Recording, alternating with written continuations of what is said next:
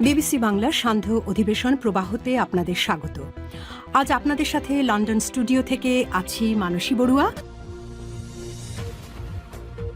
ইন্নালিল্লাহ। পুরোদমে মধ্যপ্রাচ্যে তৃতীয় বিশ্বযুদ্ধ ছড়িয়ে পড়েছে। চলছে হামলা পাল্টা হামলা। ইরানের একই কথা, তারা কোনোভাবেই দখলদার ইসরায়েলি বাহিনী ও মার্কিন যুক্তরাষ্ট্রকে ছাড় দেবে না।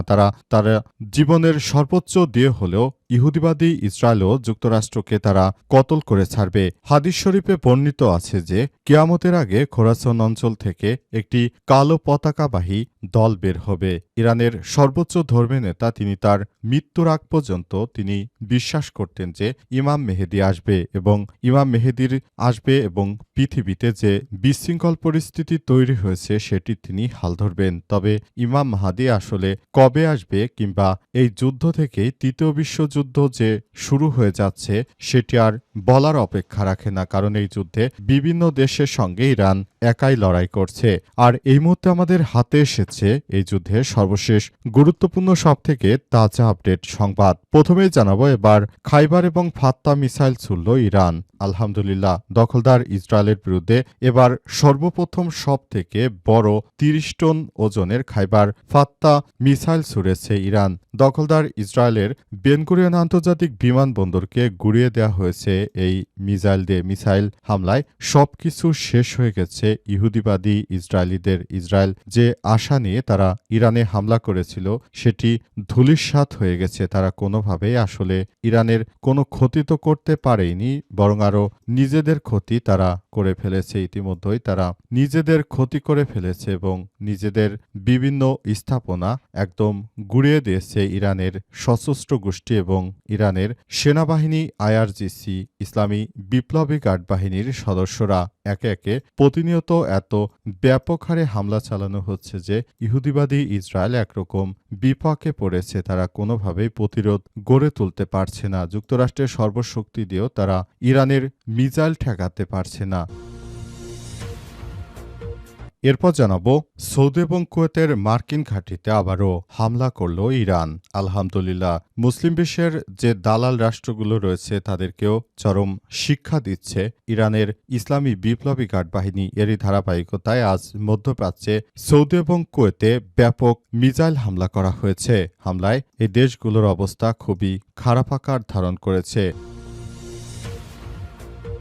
এদিকে ইরানের ভয়ে পিছু হটল মার্কিন রণতরী ইউএসএস আব্রাহাম লিঙ্কন। মার্কিন যুক্তরাষ্ট্রের প্রায় $7 বিলিয়ন মূল্যের বিমানবাহী রণতরী মধ্যপ্রাচ্যে নিয়ে এসেছিল তারা ইরানকে ভয় দেখানোর জন্য। তবে ইরানের ড্রোন হামলায় এই বিমানবাহী রণতরীতে আগুন ধরে যায়। তারপর সেই বিমানবাহী রণতরী নিয়ে তারা মধ্যপ্রাচ্য ছেড়ে পালিয়ে গেছে। বর্তমানে ইরানের অবস্থা অনেক উন্নতির দিকে, কারণ তারা যেভাবে একে একে আক্রমণ করছে ইহুদিবাদী ইসরায়েল ও যুক্তরাষ্ট্র একরকম বিপাকে পড়ে গেছে। এবারে জানাবো, কুয়েতে মার্কিন ঘাঁটিতে ইরানের ব্যাপক ড্রোন হামলা। আলহামদুলিল্লাহ, মুসলিম বিশ্বের আরেকটি দালাল রাষ্ট্র কুয়েতেও ব্যাপক আকারে ড্রোন হামলা চালিয়েছে ইরানের আইআরজিসির সদস্যরা। ইসলামী রেভলিউশনারি গার্ড বা আইআরজিসির সদস্যরা তারা আবারও ব্যাপক আকারে হামলা চালিয়ে সবকিছু তছনছ করছে। এবং সর্বশেষ জানাবো, খামেনির স্মরণে ইরান জুড়ে শোক মিছিল। গণহত্যাকারী দখলদার ইসরায়েল এবং তাদের সহযোগী যে রাষ্ট্র রয়েছে এদের বিরুদ্ধে এবার মাঠে নেমেছে সাধারণ মানুষেরা। তারা জানিয়েছে যে আমরা দখলদার ইসরায়েলি বাহিনী এবং এদের যারা সমর্থনকারী রয়েছে এদেরকে ছাড় দেব না। তাই সাধারণ মানুষ আয়তুল্লাহ আলী খোমেনির জন্য সবাই মাঠে নেমেছে। তার মতো একজন বিজ্ঞ আলেম, মুসলিম বিশ্বের জন্য অনেক বড় সম্পদ ছিল, কিন্তু তাকে হত্যা করে শুধু ইহুদিবাদীরা চুপ করে থাকেনি। তারা পুরো মধ্যপ্রাচ্য জুড়ে যে আগুন লাগিয়েছে এ আগুনের রেশ বাংলাদেশকেও পোহাতে হতে পারে। প্রিয় দর্শক, এতক্ষণ শুনছিলেন সংবাদ শিরোনাম, এবারে বিস্তারিত। তবে তার আগে বন্ধুরা অনুরোধ থাকবে এই সংবাদটিতে একটি লাইক দিন। এই চ্যানেলে আপনি নতুন হয়ে থাকলে আমাদের সংবাদটি দেখতে দেখতে চ্যানেলটি সাবস্ক্রাইব করে রাখুন। কমেন্ট করে বন্ধুরা আপনার মূল্যবান মতামত জানিয়ে দিন আপনি বিশ্বের কোন দেশ থেকে বা বাংলাদেশের কোন স্থান থেকে আমাদের সংবাদটি দেখছেন এবং শুনছেন। আর বন্ধুরা, সংবাদটি আপনার সোশ্যাল মিডিয়া ফেসবুকে শেয়ার করে বন্ধুদেরও দেখার সুযোগ করে দিন। গাজা যুদ্ধে আপনি যদি নিরীহ ফিলিস্তিনিদের ভালোবেসে থাকেন, কমেন্টে ইয়েস লিখে পুরো বিশ্বকে জানিয়ে দিন। এবারে বিস্তারিত। এবার খাইবার এবং ফাত্তা মিসাইল ছুড়ল ইরান। আলহামদুলিল্লাহ, গণহত্যাকারী ইসরায়েল এবং তাদের সহযোগী যুক্তরাষ্ট্রকে যৌথভাবে ইরানের হামলা চালিয়ে পুরো মধ্যপ্রাচ্যে আগুন লাগিয়ে দিয়েছে। গত ২৮ ফেব্রুয়ারি ওই আগ্রাসন শুরুর পর হাতে মুষ্টি ছেড়ে দিয়েছে তেহরান। জাগে জাগে ক্ষেপণাস্ত্র এবং ড্রোন ছুটছে উগ্র ইহুদিবাদী ভূখণ্ড এবং উপসাগরীয় দেশগুলোয় মার্কিন স্বার্থসংশ্লিষ্ট স্থাপনা লক্ষ্য করে। এখন পর্যন্ত ইরান একাই ১০০টির বেশির বিরুদ্ধে বিদ্বর্পে লড়াই করে যাচ্ছে। এবার নতুন নতুন প্রজন্মের অস্ত্র বের করতে শুরু করেছে ইসলামী প্রজাতন্ত্র ইরান। ইরানের Islamic revolutionary guard corps IRGC operation true promise 4-এর ২২তম ধাপ শুরু করেছে। খোররাম শহর ৪ খাইবার এবং ফাত্তা ক্ষেপণাস্ত্রের একটি বিশাল বহর দিয়ে মধ্যপ্রাচ্যে ইসরায়েলে এই হামলা করা হয়েছে। এক ঊর্ধ্বতন সামরিক কর্মকর্তা প্রকাশ করেছেন যে ইরান এ পর্যন্ত মূলত ১ দশকের পুরনো ক্ষেপণাস্ত্র ব্যবহার করেছে এবং দীর্ঘস্থায়ী যুদ্ধের জন্য নতুন অস্ত্র প্রস্তুত রাখছে। তাসনিম নিউজ এজেন্সির তথ্যমতে IRGCর জনসংযোগ বিভাগ জানিয়েছে, যুদ্ধের ৭ম দিন শুক্রবার ১৬ মার্চ বিকেলে ইয়া হোসেন ইবনে আলী আলাইহিসসালাম কোড নামে এই অভিযান শুরু করা হয়। বিবৃতিতে বলা হয়েছে, মিনাব স্কুলে ইরানি শিশুদের হত্যাকারী দখলদার ইসরায়েলের বিরুদ্ধে এই প্রতিশোধ শুরু হচ্ছে এবং এই প্রতিশোধ চলতে থাকবে। সৌদি এবং কুয়েতের মার্কিন ঘাঁটিতে আবারও হামলা করল ইরান।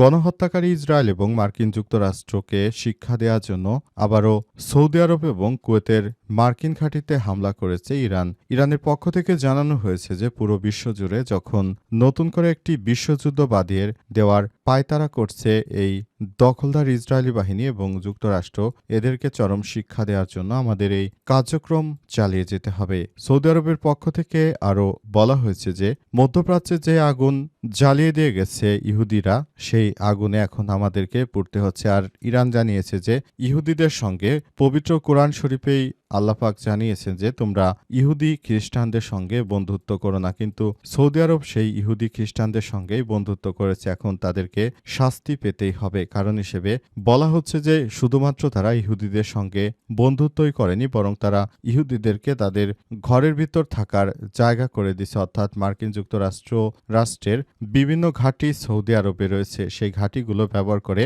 আরেক মুসলিম রাষ্ট্রকে তারা হামলা চালানোর ব্যাপারে সৌদি আরবের পক্ষ থেকে উস্কানি দেওয়া হয়েছিল। এখন সেই উস্কানিমূলক কর্মকাণ্ড থেকে মূলত এই যুদ্ধ শুরু হয়েছে। যুদ্ধে সব পক্ষকে এখন থেকে চুপ থাকার ব্যাপারে কথা বলতে হবে, কিন্তু সৌদি আরব আসলে সেটি না করার কারণে তাদের উপরে এই হামলা করা হচ্ছে। ইরানের হামলায় পিছু হটল মার্কিন রণতরী। আলহামদুলিল্লাহ, দখলদার যুক্তরাষ্ট্রের একটি বিমানবাহী রণতরী US আব্রাহাম লিঙ্কনের উপর ড্রোন হামলা করা হয়েছে ইরানের পক্ষ থেকে। এই হামলার পরই ভয়ে এডেন উপসাগর ছেড়ে মার্কিন যুক্তরাষ্ট্রের এই বিমানবাহী রণতরী এখন ভারত মহাসাগরের দিকে ইরান থেকে প্রায় ১,০০০ নটিক্যাল মাইল দূরে অবস্থান করছে। সেটি মূলত হরমুজ প্রণালী দখল করতে গিয়েছিল। তবে ইরানের এই ড্রোন হামলায় সেখান থেকে দ্রুততম সময়ের মধ্যে পালিয়ে আসতে হয়েছে মার্কিন যুক্তরাষ্ট্রের এই বিমানবাহী রণতরী বা এয়ারক্রাফট ক্যারিয়ারকে। এই এয়ারক্রাফট ক্যারিয়ারে একটি ভিডিও ফুটেজে দেখা গেছে যে সেখানে সরাসরি ইরানের পক্ষ থেকে হামলা করা হয়েছে। হামলার পর মূলত পুরোপুরি সেখানে নতুন সমস্যার সৃষ্টি হয়। তারপর সেখান থেকে ওয়াটার ক্যারিয়ারটি দ্রুততম সময়ের মধ্যে মূলত পালিয়ে আসতে হয়েছে তাকে। এই ঘটনার পরই প্রমাণ হলো যে ইরানের সামরিক সক্ষমতা কত বেশি। শুধুমাত্র মধ্যপ্রাচ্যের এই ইহুদির রাষ্ট্রগুলো নয়, বরং পুরো মধ্যপ্রাচ্যের যত ইহুদিবাদী ইসরায়েলের বন্ধু রাষ্ট্র বা মুসলিমদের দালাল রাষ্ট্র রয়েছে, এসব রাষ্ট্রগুলো তারা মার্কিন যুক্তরাষ্ট্রের পাশে দাঁড়িয়েছে। পাশাপাশি তারা ইউরোপের মিত্রদের কাছ থেকেও সহযোগিতা পেয়েছে, অস্ট্রেলিয়ার কাছ থেকেও সহযোগিতা পেয়েছে। প্রায় ৮ থেকে ১০টি রাষ্ট্র থেকে সহযোগিতা নিয়ে সম্মিলিতভাবে ইরানের বিরুদ্ধে আক্রমণ চালিয়েছে। আর এই 10টি রাষ্ট্রের বিরুদ্ধে একাই ফাইট করছে খামেনি, একজন বীর সিংহ পুরুষ। তিনি তার বাহিনী একাই লড়াই করে যাচ্ছে এসব মুনাফিকদের বিরুদ্ধে। এদের বিরুদ্ধে আসলে জয় হবে কি ইরানের পরাজয় হবে সেটি বড় কথা নয়, বরং আয়াতুল্লাহ খামেনি তিনি লড়াই করেই মারা গেলেন একজন সিংহ পুরুষ। তিনি যুগ যুগ ধরে মানুষের অন্তরে বেঁচে থাকবেন। কুয়েতে মার্কিন ঘাঁটিতে ইরানের ব্যাপক ড্রোন হামলা। আলহামদুলিল্লাহ, কুয়েতের মার্কিন ঘাঁটিতে ব্যাপক পরিমাণ ড্রোন হামলা করা হয়েছে। ড্রোন হামলায় একরকম ধ্বংসের দ্বারপ্রান্তে চলে এসেছে মার্কিন যুক্তরাষ্ট্রের ঘাঁটি। এই ঘাঁটিতে একাধিক মার্কিন যুক্তরাষ্ট্রের সেনা ছিল, বিমান ছিল। এছাড়াও বিভিন্নভাবে এই রাষ্ট্রটি আসলে সবকিছু করার চেষ্টা করছে। ইতিমধ্যেই তারা জানিয়েছে যে এই কার্যক্রমগুলো চালিয়ে যেতে হলে অবশ্যই তাদেরকে আরও বেশি দৃঢ়তা অর্জন করতে হবে। ইতিমধ্যে এই বিষয়গুলো সামনে এসেছে। পুরোপুরি প্রক্রিয়াটি এমনভাবে করা হচ্ছে যে সবকিছু সুন্দরভাবে গড়ে তোলার মধ্য দিয়ে সবাইকে এগিয়ে যেতে হবে। মুসলিম বিশ্বের অন্যতম দালাল রাষ্ট্র এই কুয়েতের সরকার সরাসরি গিয়ে হাত মিলিয়েছে মার্কিন যুক্তরাষ্ট্রের সঙ্গে এবং যুক্তরাষ্ট্রের সঙ্গে হাত মিলিয়ে তারা মূলত এই প্রক্রিয়াটি চালিয়েছে এবং পুরোপুরি প্রক্রিয়া চালাতে গিয়ে আসলে সবকিছু তারা মার্কিন যুক্তরাষ্ট্রের উপর নির্ভর করতে গিয়েছে, কিন্তু শেষ পর্যন্ত আসলে তারা কোনো কিছুই নিয়ন্ত্রণ করতে পারেনি। সবকিছু আসলে বড় ধরনের সমস্যায় পড়ে গেছে। ইরানের সঙ্গে যুদ্ধ বাঁধিয়ে দেওয়ার পর মার্কিন যুক্তরাষ্ট্র তার এয়ার ডিফেন্সগুলো মধ্যপ্রাচ্য থেকে নিয়ে ইসরায়েলে মোতায়েন করেছে। তাদের মূল উদ্দেশ্য ছিল মুসলিমদের নয় বরং ইহুদিদেরকেই রক্ষা করা। তাই তারা সেভাবে কাজ করার চেষ্টা করেছে। এতে করে মুসলিম বিশ্বের নেতারা বুঝতে পেরেছে যে ইহুদিরা কখনো মুসলিমদের বন্ধু হতে পারে না। কোরআন শরীফে যে কথা আছে সেটি আবারও প্রমাণিত হলো।